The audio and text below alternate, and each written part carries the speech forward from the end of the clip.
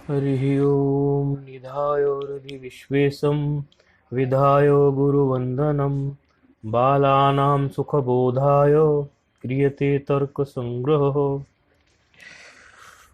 शङ्करं शङ्कराचार्यं केशवं बादरायणं सूत्रभाष्यकृतो वन्दे भगवन्तौ पुनः पुनः।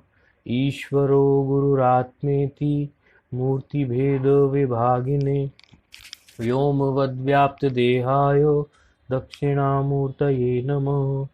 ओम शांति शांति शांति। तर्क संग्रह पर विचार हमारा चल रहा है। ये न्याय और वैशेषिक के पदार्थों को लेकर, उनके प्रमाणों को लेकर, दोनों को शास्त्रों को लेकर, काणाद का वैशेषिक और गौतम ऋषि का न्याय, इन दोनों को लेकर ये समुच्चय शास्त्रीय है। दोनों ही शास्त्रों से इसको बनाया गया है। अन्नम भट्ट जी का है, चर्चा पूर्व में हो गई है इसकी, और सब पदार्थों की चर्चा इसमें है। न्याय के षोडश पदार्थ हैं, 16 पदार्थ न्याय में हैं, और वैशेषिक में 7 पदार्थ हैं। 16 और 7 पदार्थ दोनों को मिला के इसमें खाली 7 पदार्थ रख लिए गए। चत्वारी प्रमाणानी, 4 प्रमाण हैं किसमें, न्याय में, और वैशेषिक लोग क्या प्रमाण मानते हैं, 2 प्रमाण। तो इसमें जो है कितने प्रमाण रख लिए तर्क संग्रह में, तर्क संग्रह में रख लिए यहाँ पर 4 प्रमाण। तो प्रश्न कई बार ऐसा भी बन जाता है, कहते हैं कि न्याय दर्शन में कितने, न्याय दर्शन के अनुसार कितने पदार्थ हैं, तो बोले कि षोडश पदार्थ हैं। प्रश्न पूछने वाला किस प्रकार प्रश्न करता है उसी से हमें जवाब देना होता है। तो न्याय दर्शन के अनुसार ही कितने प्रमाण हैं, बोले 4 प्रमाण हैं। फिर कहने लगे वैशेषिक दर्शन में कितने पदार्थ हैं, बोले 7 पदार्थ हैं। और वैशेषिक दर्शन में प्रमाण कितने हैं, बोले 2 प्रमाण हैं। अब ये न्याय का अलग, वैशेषिक का अलग प्रश्न पूछ लिया। अब इसी को यदि प्रश्न को ये पूछ ले, पूछने वाला कोई, क्योंकि इसमें विद्यार्थी जो हैं वो ऐसे भी हो गए कि जो परीक्षा की तैयारी कर रहे हैं, तो प्रश्न के रूप में बताना भी ठीक है। तो उसमें यदि प्रश्नकर्ता ऐसा पूछ ले कि तर्क संग्रह के अनुसार कितने पदार्थ हैं, तर्क संग्रह शास्त्र के अनुसार, तो उत्तर होना चाहिए 7 पदार्थ हैं। और तर्क संग्रह के अनुसार प्रमाण कितने हैं, तो उत्तर होना चाहिए 4 प्रमाण हैं। तो इस प्रकार ये तर्क संग्रह का हो गया। एक शास्त्र और है जो कि केवल न्याय को लेकर बात करता है, वह है तर्क भाषा। एक शास्त्र और है मान मनोहर, जो केवल वैशेषिक को लेकर बात करता है। लेकिन यह तर्क संग्रह न्याय और वैशेषिक दोनों के ही खिचड़ी तरीके से अन्नम भट्ट जी ने इसको गढ़ा। ये तो बताया आपको तर्क संग्रह की, ये तर्क संग्रह वस्तुतः जो दर्शन, कौन से दर्शनों को लेकर ये तर्क संग्रह है, न्याय और वैशेषिक को लेके है, ये तो आप लोगों को बताया। अब तर्क संग्रह में जो तर्क शब्द है और संग्रह शब्द है, पूर्व के पाठ में भी ये कहा जा चुका है कि तर्क शब्द ये तर्क कुतर्क वाला तर्क नहीं है। ये तर्क कुतर्क वाला तर्क ना होके पदार्थ जो कहा गया, 7 पदार्थ इसमें, उन्हीं को तर्क कहा गया। और तर्काणाम संग्रह अस्ति तर्क संग्रह, तर्कों का जो संग्रह हो उसी को हम तर्क संग्रह कहते हैं। और तर्क क्या है, बोले तर्कन्ते प्रमिति विषय क्रियंत इति तर्काः। प्रमिति विषय के लिए जो बात करे उसी को तर्क कहते हैं। तर्कन्ते प्रमिति विषय क्रियंत इति तर्काः। तर्काः मतलब क्या, यही द्रव्यादि जो सप्त पदार्थ हम बताने जा रहे हैं, या पूर्व के पाठ में भी जिनका सामान्य परिचय दिया है, तो तर्क के बारे में हो गया। फिर कहते हैं संग्रह क्या होता है, संग्रह के बारे में भी बता दीजिए। बोले संग्रह किस शास्त्र को कहा जाता है, कई शास्त्रों के नाम में संग्रह यदि जुड़े तो संग्रह किसको कहा जाएगा, कहेंगे संक्षेपेण उद्देश्य लक्षण परीक्षा यस्मिन् स ग्रंथ उसको क्या कहेंगे? संग्रह ग्रंथ। संक्षेपेण अर्थात संक्षेप में यदि कोई उद्देश्य नहीं है, उद्देश्य है, हाँ ये समझना थोड़ा। लक्षण और परीक्षा, यस्मिन स ग्रंथ, जिस ग्रंथ में हो उस ग्रंथ को क्या कहेंगे हम? संग्रह। तो तर्क की अलग से तर्क के बारे में बता दिया, संग्रह के बारे में अलग से बता दिया। अब इसमें एक और नया शब्द आ गया, बोले क्या कि उद्देश्य क्या है, ये लक्षण क्या है, ये परीक्षा क्या है, ये आपने नई बात डाल दी। तो कहते हैं कि उद्देश्य क्या है कि नाम मात्रेण वस्तु संकीर्तनम उद्देश्य। किसी का भी नाम मात्र, संकीर्तन का मतलब आप ये मत समझिए ना कोई वैष्णव होंगे तो उनको संस्कार होगा संकीर्तन कीर्तन का, तो वो सोचेंगे ये वही संकीर्तन कीर्तन है। नहीं नहीं, ये वो संकीर्तन कीर्तन नहीं है। केवल किसी के बारे में बता देना, नाम मात्र बता देना, उसी को वस्तु का संकीर्तन कहते हैं। जैसे नाम मात्र बता दिया क्या कि 7 पदार्थ हैं, उन 7 पदार्थों में जैसे द्रव्य गुण कर्म सामान्य विशेष है, तो उसमें द्रव्य है कितने? बोले 9 हैं। गुण कितने? बोले 24 हैं। तो इस तरह से जो ये केवल नाम बताते चले गए, केवल 7 पदार्थ हैं, ऐसे गुण है, डिटेल में नहीं गए। नाम मात्रेण वस्तु संकीर्तनम उद्देश्य, ये है इसका मतलब। अच्छा, फिर कहते हैं कि ये लक्षण क्या है। आपने 3 बातें हमें कही थी संग्रह में, बोले संक्षेपेण उद्देश्य लक्षण परीक्षा यस्मिन स ग्रंथ। आपने संग्रह के लिए ऐसा बोला था, तो आपने अभी हमें उद्देश्य तो बता दिया, तो लक्षण और बता दीजिए। तो लक्षण का क्या है? असाधारण धर्मो लक्षणम, असाधारण धर्म जो हो वो उसका लक्षण हो। ये सब जो डिटेल में भी आगे आएगा, प्रत्येक पे पदकृत्य मिलेगा। न्याय बोधनी भी आगे जो विद्यार्थी पढ़ेंगे उनको न्याय बोधनी भी पढ़ाएंगे। तो अभी थोड़ा सा धीरे धीरे चलेंगे तो और गंभीरता से जाएंगे, क्योंकि लक्षण जो होते हैं वो बहुत जरूरी है उनके बारे में। उनके जो पद हम उपयोग करते हैं इनमें, उन पदों में यही पद क्यों उपयोग किया, यही पदकृत्य का काम है। पदम पदम पृथक पृथक कृतम ति पदकृतम, ऐसा करते हैं ना पदकृत। अच्छा, तो लक्षण में जैसे असाधारण धर्मो लक्षणम, इसको सामान्य रूप से समझेंगे तो जैसे पृथ्वी का लक्षण है, तो पृथ्वी के 2 तरह से लक्षण हो सकते हैं, एक साधारण लक्षण, एक असाधारण लक्षण। साधारण लक्षण तो क्या है पृथ्वी में कि पृथ्वी में पृथ्वीत्व है, लेकिन पृथ्वी का असाधारण लक्षण क्या होगा? असाधारण लक्षण होगा उसका गंधवत्वम। जहां जहां गंध होगी ना वहीं वहीं पृथ्वी जरूर होगी। आपको जहां भी जो गंध आती है ना वो पृथ्वी के ही संयोग से आ सकती है, दूसरा और कोई साधन नहीं है। ये बात गंभीरता से आप आगे पढ़ेंगे, इस पर चर्चा भी होगी। अभी इतना समझ लीजिए आप कि गंधवत्वम वो पृथ्वी का लक्षण है। अच्छा, लक्षितस्य लक्षणम संभवति नवेति विचारः परीक्षा। आप जो पुस्तक रेफर कर रहे होंगे कई लोग, वो पेज नंबर 10 से हम बोल रहे हैं फिलहाल। पेज नंबर 10 में आप देखेंगे तो ये जो हम बोल रहे हैं पेज नंबर 10 में पदकृत्य के नीचे 5वीं 6ठी पंक्ति से हम बोल रहे हैं। वैसे तो अभी क्रम से भी कराएंगे। तो परीक्षा क्या है? बोले परीक्षा क्या है कि परीक्षा, देखो कोई चीज हमने किसी का लक्षण किया तो उसकी परीक्षा करेंगे कि ये ठीक ठीक बैठा कि नहीं बैठा। तो लक्षितस्य लक्षणम, जो लक्षण किया हमने लक्ष्य का, लक्षितस्य लक्षणम संभवति नव इति विचारः परीक्षा। किसी लक्षण को किया है हमने लक्ष्य के लिए, तो उसके बारे में जो हम विचार करेंगे, ठीक से देखेंगे कि ये फिट बैठता है कि नहीं है, उसी को हम जो है परीक्षा कहते हैं। तो ये सामान्य रूप से आपको बताया। अब जो है इसमें हम लोग इसके मंगलाचरण को देख रहे थे, तो मंगलाचरण में क्या कहा इन्होंने कि निदाय हृदि विश्वेशम विधाय गुरु वंदनम बालानाम सुखबोधाय क्रियते तर्क संग्रह।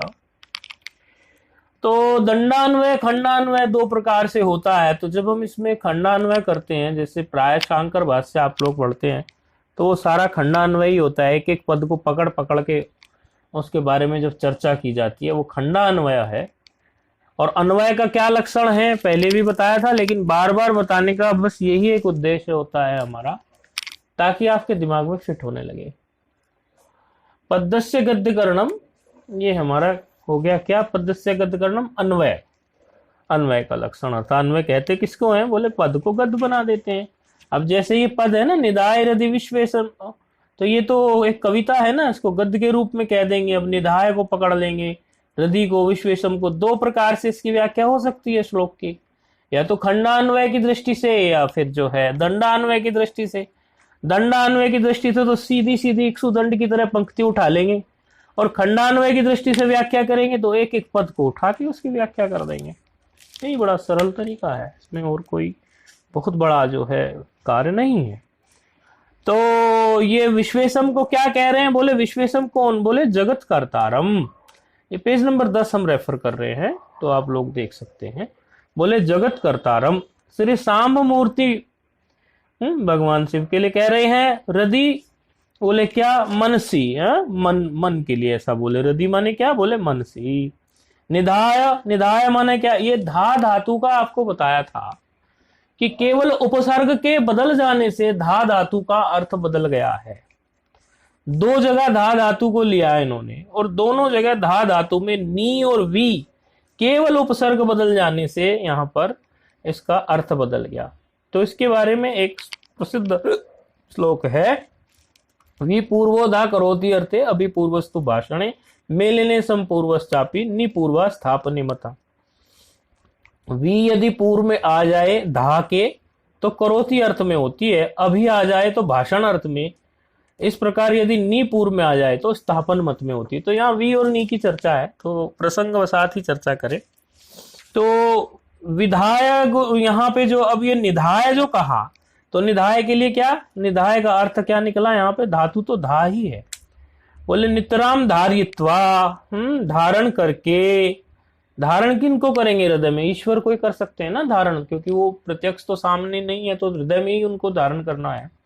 इस प्रकार इसलिए उन्होंने स्पष्ट किया कि नितराम धारित्वा, धारण करके। और गुरु की तो वंदना की जाती है, सामने होते हैं गुरु की वंदना, तो गुरु वंदनम च विधाया। तो विधाया अर्थ क्या है, ये बोले कृत्वेत अर्थ, मतलब इसका करने के अर्थ में है। तो अभी बताया था आपको कि वी यदि पूर्व में आ जाए तो क्या अर्थ होगा, और नी यदि धातु के पूर्व में आ जाए, धा धातु के, तो क्या होगा।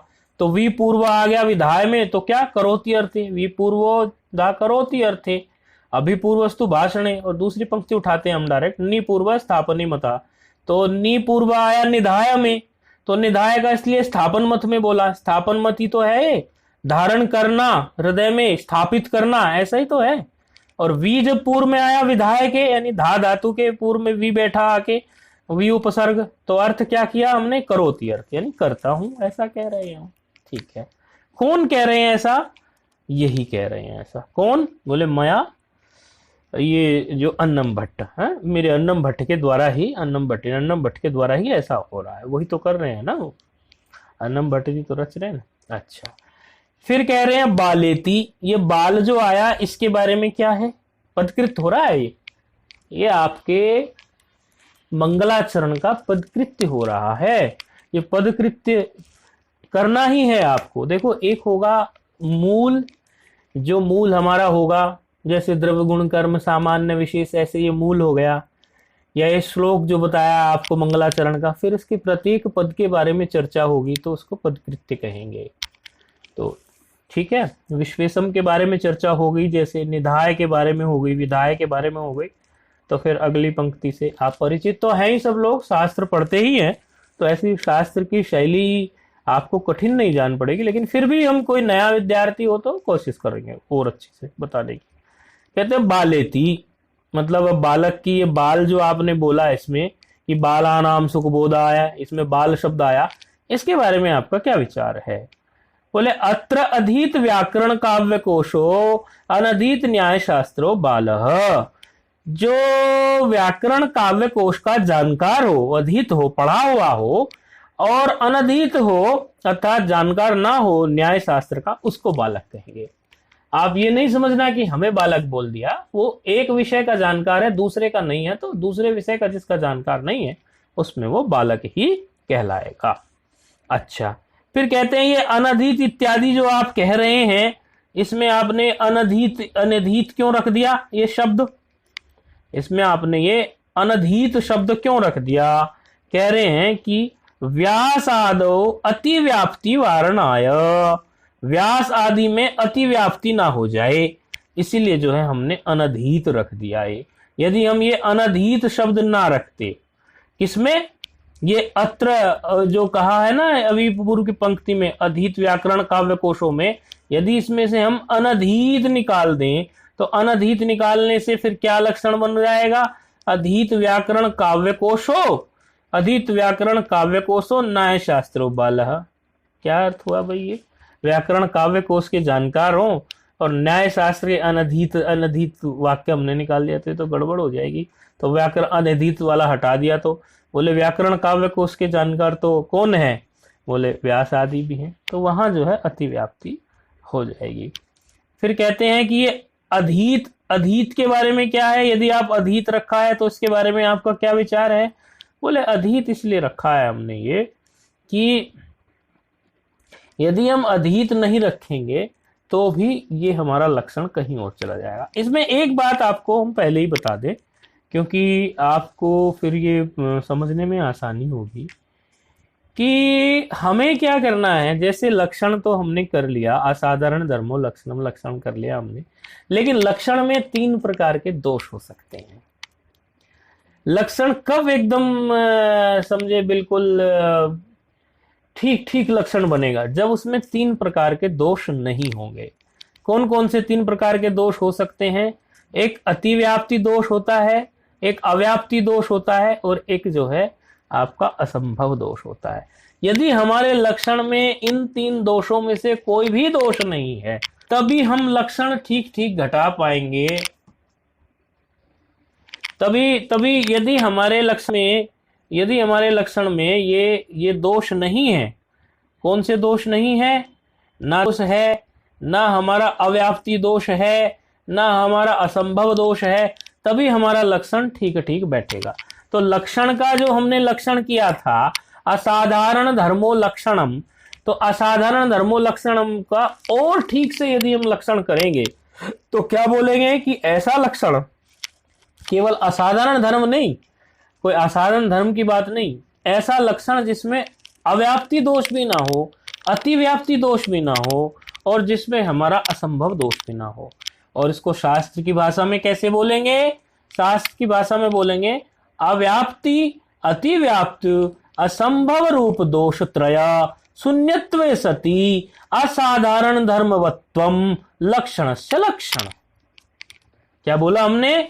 कोई विशेष बात नहीं बोल दी, घबराए नहीं। लंबे चौड़े इस वाक्य को सुन के जरा ध्यान से सुनेंगे। क्या कहा हमने? वही बात जो हमने अभी आपको हिंदी में कही कि जिसमें अव्याप्ति ना हो, अतिव्याप्ति ना हो और असंभव दोष ना हो, ये तीनों जहां शून्य हो, ऐसे असाधारण धर्म को ही लक्षण का लक्षण कहेंगे। कैसा? फिर से बोल रहे हैं शास्त्रीय भाषा, अव्याप्त्यो अतिव्याप्त्यो असंभव रूप दोष त्रय शून्यत्वे सति असाधारण धर्मवत्वम लक्षणस्य लक्षण। ऐसा हो गया इसका, ये लक्षण का लक्षण हो गया। अब कहेंगे कि महाराज श्री ये जो अव्याप्ति दोष, अतिव्याप्ति दोष और असंभव दोष, ये जो तीनों आपने बताए, इन दोष के बारे में भी थोड़ी चर्चा कीजिए। क्यों? क्योंकि अव्याप्ति दोष हमें पता होना चाहिए किसको कहेंगे। तो अव्याप्ति दोष को हम सर्वप्रथम देखते हैं। तो अव्याप्ति दोषो नाम किम, किसको बोलेंगे? क्या है ये? कहते हैं कि लक्ष्यस्य एक देशे एव लक्षणस्य घटनम न तो सर्वदेशे। समझने की कोशिश करेंगे, ये पेज नंबर 12 से बोल रहे हैं। लक्षणस्य एक देशे एव लक्षणस्य घटनम न तो सर्वदेशे। लक्षण जब हमारे लक्ष्य में केवल एक देश में ही जाए, जिसका हम लक्षण करना चाह रहे हैं, जिस वस्तु का, व्यक्ति का, जिस भी का हम लक्षण करना चाह रहे हैं, यदि उसके एक देश में ही लक्षण घटे, संपूर्ण में ना घटे, तो उसको अव्याप्ति दोष कहते हैं। संपूर्ण में घटना चाहिए लक्षण। उदाहरण कैसे दे रहे हैं, बोले आपको गाय का लक्षण करना है, तो गाय का लक्षण करना है कि भाई गाय किसको कहते हैं ये तो बताइए। तो गाय के लक्षण में यदि कोई आदमी ये कहने लगे कि कपिलत्वम गौर लक्षणम, या ये कह दे कि कृष्णत्वम गौर लक्षणम, जिसका कालापन हो जिसके अंदर, हाँ, कृष्णत्वम गौर लक्षणम, बोले जिसके अंदर कालापन हो उसको गाय कहते हैं। अब ये क्या बात हुई भाई, जिसके अंदर कालापन हो, जो काली हो, उसको गाय कहेंगे क्या? ये तो अव्याप्ति हो गई। एक कालापन की बात पकड़ के ही आपने बोल दी, और कोई नहीं बताओगे उसका लक्षण। उसके एक देश में केवल आपने उसके एक रूप को देखकर बता दिया उसके कि वो कालेपन होगा तो गाय, ये तो लक्षण ही नहीं घटेगा। ऐसे काला तो कुछ भी हो सकता है, ऐसे थोड़ी ना कोई होने वाला है। तो ये बात यहां पर बनेगी नहीं। इसमें जो है आपका अतिव्याप्ति, ये जो है आपका अव्याप्ति दोष इसमें उत्पन्न हो जाएगा। तो ये दोष को समझना बहुत जरूरी है, क्योंकि ये दोष समझ लेंगे तो बार बार जितने भी लक्षण हम करते जाएंगे उन सब में दोष के लक्षण कैसे हैं वो नहीं समझ में आया तो ठीक से हम ये नहीं पकड़ पाएंगे कि ये लक्षण ठीक बैठ रहा है कि नहीं बैठ रहा है। केवल एक वर्ण को लेकर, उसके रंग को लेकर हम ये कह दें कि इस रंग वाली, लाल वाली, काली वाली, चितकबरी वाली, सफेद वाली, ये गाय ही गाय होती है, तो रंग तो बहुत सारे हैं, वो घटेगा ही नहीं लक्षण। ये लक्षण में क्या हो गया, अव्याप्ति दोष।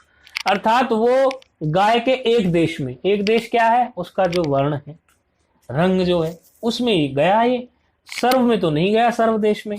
तो वही आपको बोला था हमने कि जो एक देश में जाए, लक्ष्य एक देश वृत्तित्वम अव्याप्ति लक्षण, ऐसा कि अव्याप्ति जो होता है लक्ष्य के एक देश में ही जाता है, इसलिए उसको अव्याप्ति दोष कहते हैं। अब दूसरे प्रकार का दोष क्या होता है, एक तो बता दिया हमने अव्याप्ति दोष। अब दूसरे प्रकार के दोष को देख लीजिए, 3 दोष बताए ना। अतिव्याप्ति दोष। अतिव्याप्ति क्या होता है कि सर्वत्र लक्ष्य घटितम सत लक्षणम यदि अलक्ष्य भी गच्छेत सा अतिव्याप्ति है। वो लक्ष्य में तो जा रहा है अच्छी तरह, सर्वत्र लक्ष्य घटितम सत, पूरे लक्ष्य में जा रहा है लक्षण, जो भी लक्ष्य है हमारा, जैसे गाय लक्ष्य है हमारा, उसका लक्षण कर रहे हैं, जाएगा गाय में, लेकिन गाय से बाहर भी निकल जाएगा, अर्थात लक्षण बनाते बनाते गाय से भी बाहर निकल जाए, ये अतिव्याप्ति हो गई। कहते ना अति कर दी तूने, तो मतलब जितना था उससे भी एक्स्ट्रा ले गया, ऐसे बोलते हैं सामान्य भाषा में, अति कर दी तूने। तो अतिव्याप्ति दोष कैसे हुआ? अतिव्याप्ति दोष का लक्षण यदि अतिव्याप्ति दोष का देखेंगे तो क्या, लक्ष्य वृत्तित्व सती, अर्थात लक्ष्य में वृत्ति जा रही है, लक्ष्य वृत्तित्व सती अलक्ष्य वृत्तित्व अतिव्याप्ति ही, अलक्ष्य में भी चली गई वृत्ति, जो हमारा लक्ष्य नहीं था। जैसे कहने लगे गाय का लक्षण बताओ, अब इसमें अतिव्याप्ति दोष कैसे बनेगा? यदि कोई ये कह दे कि गाय जो सींग वाली हो उसको गाय कहते हैं, अब गाय में तो लक्षण गया जो सींग वाली हो, लेकिन बैल में भी चला गया, और किस में चला गया, भैंस में भी चला गया, वो भी तो सींग वाली होती है। यदि कोई ये लक्षण बनाने लगे कि श्रृंगित्वम गौर लक्षणम, ये जो सींग वाली हो वो गाय का लक्षण है, तो ये तो अतिव्याप्ति दोष हो गया। गाय में तो चला गया लेकिन गाय के बाहर भी निकल गया, सर्वत्र लक्ष्य घटितम, पूरे गाय में घट गया सतलक्षणम, लेकिन क्या हुआ, अलक्ष्य भी गच्छेत, अलक्ष्य में भी चला गया, जो हमारा लक्ष्य नहीं है। तो बिजार हमारा लक्ष्य थोड़ी ना है, बिजार छोड़ो भैंस को ले लो, क्योंकि गाय शब्द तो, गो शब्द जो है ना वो बैल के लिए भी प्रयोग होता है शास्त्र में, चलो भैंस को ले लो, तो वो तो भैंस में भी चला गया लक्षण, तो ये अतिव्याप्ति दोष हो गया। और ये जो असंभव दोष है, ये आप लोग समझते होंगे जो इन बारे में जानते नहीं होंगे, बोले ये सब चीजों से हमें क्या लेना देना। अरे जब वेदांत आप ठीक से पढ़ते हैं, गुरुमुख से जब वेदांत सुनते हैं, अध्ययन करते हैं, तो जब ब्रह्म का लक्षण करने चलते हैं या कुछ भी करने चलते हैं, तो ये सारी चीजें हमें देखनी पड़ती है। जब वहाँ पूर्व पक्षी और उत्तर पक्षी की अच्छी खासी झड़प होती है, तो यदि ये सब टर्मिनोलॉजी, ये सारा न्याय हमें अच्छी तरह क्लियर नहीं है तो वेदांत हमारी समझ में नहीं आता पूरा। हाँ, ऊपरी तौर पर लोग जो है डायरेक्ट वेदांत सुनते हैं, सीधे सीधे वेदांत में आ जाते हैं। वो परंपरा से जिसने वेदांत को नहीं पढ़ा, यानी षड दर्शनों का अध्ययन जिसने नहीं किया, व्याकरण से लेकर षड दर्शन तक का अध्ययन करके जो नहीं गया, वो वेदांत को ठीक ठीक नहीं समझ सकता। जो समझ नहीं सकता वो उसको घटा नहीं सकता, और जो घटा नहीं सकता उसके जीवन में, तो वो उसको अपनी बुद्धि की ऊहापोह फिर करेगा ही कैसे।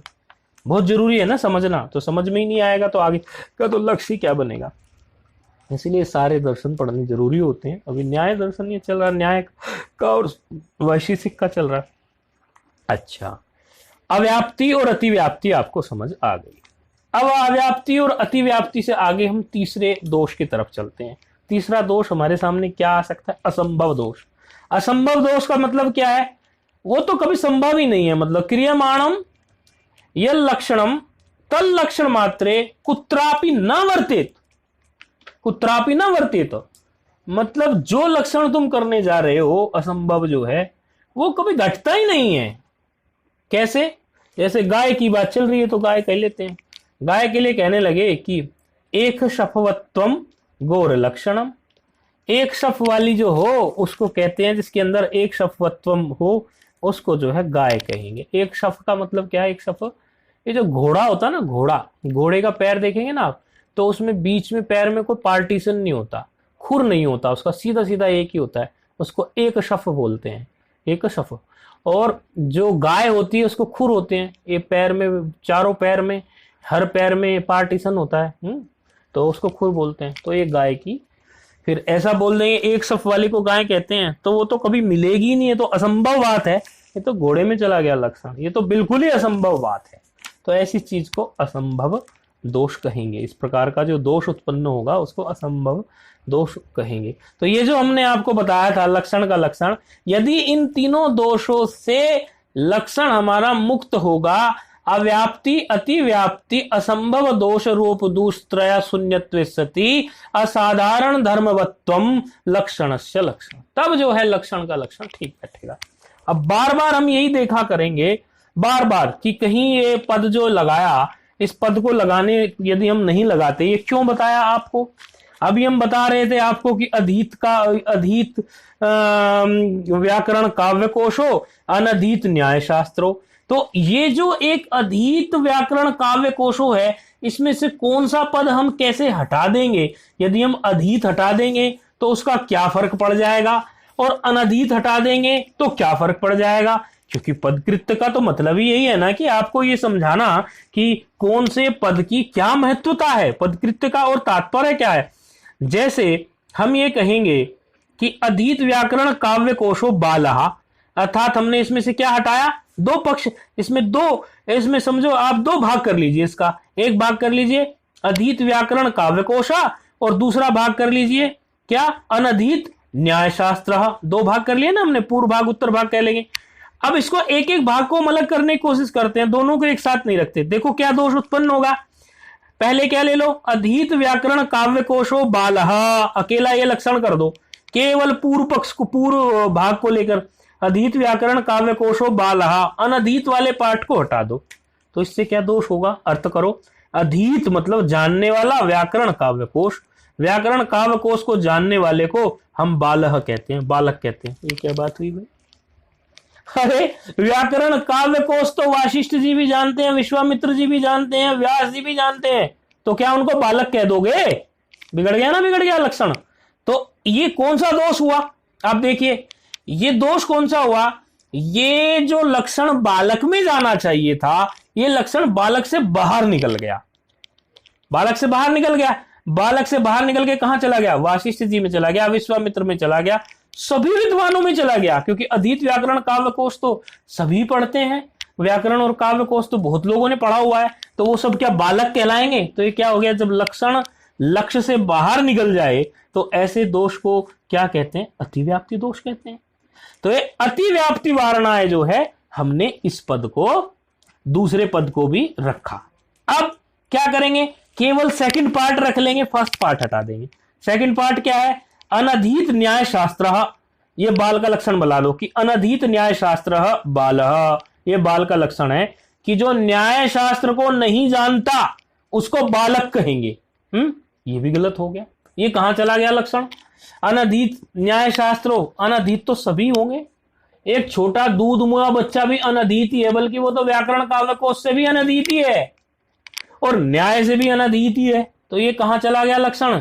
ये तो दूध मुंह बच्चे में भी चला गया लक्षण, तो यहां भी गड़बड़ हो गई। लक्षण जहां जाना चाहिए था वहां की बजाय उससे बाहर निकल गया। तो ये जो अतिव्याप्ति दोष है, इस प्रकार से जो अतिव्याप्ति असंभव दोष आदि का निवारण करने के लिए हमारे जो ये लक्षण बनता है, तो ये दोषों को जानना भी अत्यंत आवश्यक है कि अतिव्याप्ति क्या है इसमें, असंभव दोष क्या है इसमें, और लक्षण के ये 3 प्रकार के दोष आपको बताए। सरल भाषा में समझेंगे तो अतिव्याप्ति दोष जो होता है, जब कोई लक्षण अपने लक्ष्य से बाहर ही निकल जाए तो उसको अतिव्याप्ति दोष कहते हैं, और जब कोई लक्षण अपने लक्ष्य तक भी ना पूरे में पहुंचे, पूरे के पूरे में एक भाग में पहुंचे, तो उसको अव्याप्ति दोष कहते हैं। और जब कोई लक्षण बिल्कुल घटे ही नहीं, एकदम बिल्कुल दूर दूर तक कोई बात ही नहीं बने, असंभव, तो उसको असंभव दोष कहते हैं। तो ये 3 प्रकार के दोष जो हैं आपके लिए जानना बहुत जरूरी है, क्योंकि आगे प्रत्येक का कोई भी आएगा समझो पद, तो उसका लक्षण करेंगे, तो लक्षण को समझने के लिए आपका जो है लक्षण में जो दोष हो सकते हैं उन दोषों को समझना भी बहुत जरूरी है। तो ये आपको जो है इसके बारे में बताया। अच्छा, अब जो है हमने पूर्व के पाठ में भी चर्चा की थी कि 7 पदार्थ हैं। कौन कौन से हैं? बोले द्रव्य गुण कर्म सामान्य विशेष समवाय अभाय सप्त पदार्थ, ये 7 पदार्थ हैं। अच्छा, तो अब जो है इन 7 पदार्थों में हमने क्या कहा, ये 7 पदार्थों में जो द्रव्य है उस द्रव्य को हम लेके चले कि ये द्रव्य जो है वो द्रव्य क्या है। तो हमने बताया कि वो द्रव्य जो है तत्र द्रव्याणि वो 9 है। क्या? तत्र द्रव्याणि पृथ्वी तेज वायव आकाश काल दिगात्मा मनांसी नवैव, ये 9 प्रकार के जो है द्रव्य होते हैं। 9 द्रव्य होते हैं, पृथ्वी, जल, तेज, वायु, आकाश, काल, दिक, आत्मा और मन, ये जो है 9 द्रव्य होते हैं। अब इन 9 द्रव्य के बारे में भी, क्योंकि देखिए अभी उद्देश्य प्रकरण चल रहा है, उद्देश्य नहीं, उद्देश्य प्रकरण। तो उद्देश्य प्रकरण का लक्षण बताया था कि वस्तु नाम संकीर्तनम, केवल उसके नाम मात्र का संकीर्तन होना है, उनके बारे में सामान्य रूप से बताना है, थोड़ा थोड़ा थोड़ा थोड़ा, फिर आगे चलेंगे, फिर और गंभीरता से चलेंगे। तो इस प्रकार जो है ये, अब इसमें क्या कह रहे हैं, ये क्या कह रहे हैं द्रव्य में, तत्र द्रव्याणि, द्रव्य में क्या कह रहे हैं कि अब इसमें देखेंगे आप पदकृत देखेंगे, इसका पेज 23 से बोल रहे हैं। तो ये द्रव्याणि का पदकृत देखेंगे, तत्रेति, तत्र सब, तत्र तार्थ मध्य इत्यर्थः। तत्र का मतलब क्या है ये कहना चाह रहे हैं। तो तत्र का मतलब ये है कि, तत्र का मतलब ये है कि जो हमने वो 7 पदार्थ कहे थे उनमें, तेषु मतलब इसका निकाल लेना तत्र का, ये कहना चाह रहे हैं। फिर क्या कह रहे हैं, द्रव्याणि नवेव इति अन्वयः। द्रव्याणि मतलब क्या है, द्रव्याणि का ये नव जो है 9, ऐसा अन्वय ये है। अच्छा, एवं तत्रेति पदम चतुर्विंशति गुणः, तत्रेति पदम मतलब चतुर्विंशति गुणः इत्यादि नाम अन्वेति। अब ये आपको जो है अगले पाठ में इसका पदकृत बता देते हैं, और थोड़ा और अब गंभीरता से पाठ चलेगा, क्योंकि जितनी भूमिका जमनी थी उतनी भूमिका अब जम चुकी है। अब क्या चलेगा, मूल, और मूल के साथ साथ जो है उसका पदकृत चलेगा। उसका पदकृत आप लोगों को समझा दिया जाएगा। 3 दोष क्या हैं वो समझा दिए गए, तर्क का क्या लक्षण है, संग्रह का क्या लक्षण है, तर्क संग्रह क्या है, कितने इसमें पदार्थ हैं, 7 पदार्थ हैं, 4 प्रमाण हैं, न्याय से और वैशेषिक से मिलके ये बना है। न्याय के आधार पे यदि कोई पूछने लगे कितने पदार्थ हैं तो 16 हैं, अर्थात 16 हैं, और यदि वैशेषिक के आधार पे पूछने लगे तो बोले 7 हैं, और यदि तर्क संग्रह के आधार पर पूछने लगे तो 7 हैं। इस तरह से आप बता सकते हैं। तो पाठ की पुनरावृत्ति करेंगे तो आपके क्वेश्चंस भी तैयार हो जाएंगे। बोले फिर तर्क संग्रह क्या करता है कि 7 पदार्थों का निरूपण करता है, न्याय और सांख्य को लेके। मंगलाचरण के बारे में थोड़ा आपको बता दिया। इसके पूर्व पाठ में आपको बताया था कि मंगलाचरण क्यों जरूरी होता है। जो मंगलाचरण के बिना जो है दोनों न्यायिक जो है, प्राचीन और नव्य न्यायिक, दोनों ही न्यायिक मंगलाचरण को मानते हैं कि इसके बिना नहीं होगा काम। प्राचीन न्यायिक क्या कहता है कि समाप्ति कामो मंगलम आचरित, और जो नव्य न्यायिक है वो कहता है विघ्न ध्वंस कामो मंगला आचरित। दोनों बात अलग अलग कह रहे हैं। एक कह रहा है समाप्ति कामो, दूसरा कह रहा है विघ्न ध्वंस कामो, लेकिन मंगलाचरण तो स्वीकार ही नहीं है दोनों। फिर मंगलाचरण कितने प्रकार का है? तच्च त्रिविधम, नमस्कारात्मक, वस्तु निर्देशात्मक, आशीर्वादात्मक। 3 तरह का मंगलाचरण होता है। एक नमस्कारात्मक होता है, एक वस्तु का निर्देश करे वस्तु निर्देशात्मक होता है, एक आशीर्वाद के लिए आशीर्वादात्मक होता है। फिर मंगलाचरण को क्या लक्षण करेंगे? बोले मंगम शुभम लाती थी मंगलम, ऐसा बोल देंगे मंगलम का। और फिर तद अनुकूलम आचरणम मंगलाचरणम, उसके अनुकूल जो है वो मंगलाचरण कहेंगे। न्याय शब्द कैसे बना था, इसकी भी चर्चा हुई थी कि इणगतो धातु से घ प्रत्यय हुआ है, और घ प्रत्यय का उपयोग जो व्याकरण पढ़े खूब किया है। यित प्रत्यय हो गया, यकार उसमें चला गया, घकार भी चला गया, लसक व तद्धित से अकार मात्र बचा। नि उपसर्ग पूर्व में है। ई और घ, ई और आ मिलके वृद्धि हो गई। ई की वृद्धि हो गई यित परे रहने से। अभी आ तो एज इट इज है, वृद्धि हो गई आई हो गया। नी और आई में फिर से आप इको अणची लगा लीजिए तो न्यायी बन गया, और न्यायी और फिर पर में आ है तो एचो यवा लगा लिए, शब्द बन गया न्याय। इस प्रकार आप लोगों को पूर्व के पाठ में भी इसकी चर्चा की थी। संबंधश्च अधिकारिश्च विशेष प्रयोजन, ये आपको बताया था कि 4 जो हैं इसके होते हैं, एक संबंध, एक अधिकारी, विषय और प्रयोजन किसी भी शास्त्र के लिए। तो ये फिर चर्चा आपकी हो गई थी। इसलिए जो भूमिका जम सकती थी शास्त्र के लिए, वो आज जो है भूमिका आज पूरी समझ लेना। 1-2 इस पर पाठ हो चुके हैं, तो कुछ विद्यार्थी आज 1-2 नए हैं इसमें जो नहीं सुन पाए थे इसको, तो आज उनके लिए फिर से ये भूमिका जमा दी गई। अब आगे से जो है ये जो 7 पदार्थ हमने कहे हैं, इन 7 पदार्थों के अंदर द्रव्य हैं। अब उद्देश्य प्रकरण चलेगा, फिर द्रव्य को देखेंगे कि ये पृथ्वी, जल, तेज, वायु, आकाश, काल, दिगात्मा, मन, ये हैं। फिर इसमें भी जो आपका ये तो द्रव्य की बात कर दी, फिर गुण की बात करेंगे। क्यों? 7 पदार्थों में क्या है? द्रव्य है, गुण है, कर्म है। द्रव्य, गुण, कर्म, सामान्य, विशेष, ये सब है। तो द्रव्य के बाद गुण लेंगे, तो गुण कितने हैं कि बोले 24 है। कौन कौन से? बोले रूप, रस, गंध, स्पर्श, संख्या, परिमाण, पृथकत्व, संयोग, विभाग, परत्व, गुरुत्व, द्रवत्व, स्नेह, शब्द, बुद्धि, सुख, दुख, इच्छा, द्वेष, प्रयत्न, धर्म, संस्कार से 24 गुणा। ये रटते चलेंगे साथ साथ, ज्यादा कठिन नहीं है, भाषा बड़ी आसान है।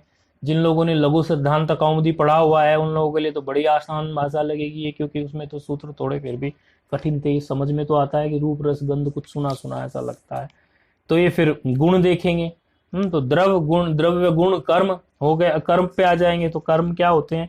बोले उपसेपण, अपसेपण, कुंचन, प्रसारण, गमनानी, पंचकर्माणी। फिर इनकी चर्चा करेंगे। इस प्रकार क्रम से सबकी चर्चा करते चले जाएंगे। इन पर जो भी पदकृत होगा उसको करते चले जाएंगे, और उसको सरल करने के लिए उसको संस्कृत, जिसने सामान्य संस्कृत भी पढ़ी हुई हो उसकी भी समझ में आ जाएगा, बल्कि जिसने संस्कृत नहीं भी पढ़ी है उसकी भी समझ में आ जाएगा। हमारा प्रयास ये रहेगा आखिरी सीढ़ी पर जो बैठा हुआ व्यक्ति है, आखिरी पायदान पर जो बैठा हुआ व्यक्ति है, उस तक हम पहुंच जाएं, ऐसा हमारा प्रयास रहेगा इसको पढ़ाने के समय पे। विद्वानों के लिए हम ये नहीं पढ़ा रहे हैं। विद्वानों को पढ़ना हो तो फिर तो वो अच्छी खासी टीकाएं लगेंगी, उन टीकाओं को पढ़ें। लेकिन ये तो जो बिल्कुल अब प्रवेश नहीं कर सकते, और बाला नाम सुख बोधाय, तो हम तो उसको फिर और जो है अति सुख बोधाय करने की कोशिश करेंगे। उन्होंने तो कहा बाला नाम सुख बोधाय क्रियते तर्क संग्रह, ऐसा उन्होंने कहा अन्नम भट्ट जी ने कि बाला नाम सुख बोधाय। हम इसको कहेंगे कि एक तो बाल में भी हम अति बाल ले रहे हैं कि जो बिल्कुल अंतिम पायदान पे बैठे हैं, और सुख बोधाय में भी हम अति सुख बोधाय एक अति और लगा दिया हमने है। अब कहेंगे महाराज जी अति व्याप्ति दोष तो नहीं बना रहे हो? नहीं, अति व्याप्ति दोष नहीं बना रहे हैं। आप लोगों को समझ में और अच्छे से आ सके इसका प्रयास करेंगे। मतलब जो सुख प्राप्त हो आपको हो जाए, ऐसा है। सुखेन मतलब अनायासेन। सुखेन का मतलब क्या था इसमें? अनायासेन। बोधाय मतलब पदार्थ तत्व ज्ञान बोधाय, ये पदार्थ तत्व जो है इनका ज्ञान कराने के लिए। तो अति सुख लाने की कोशिश करेंगे, और जो अति बाल हैं एक तरह से उनको भी पढ़ाने की कोशिश करेंगे, ऐसा है। तो कल से फिर और गंभीरता से इसकी चर्चा होगी। ओम पूर्णमदः पूर्णमिदं पूर्णात् पूर्णमुदच्यते पूर्णस्य पूर्णमादाय पूर्णमेवावशिष्यते। ओम शांति शांति शांति।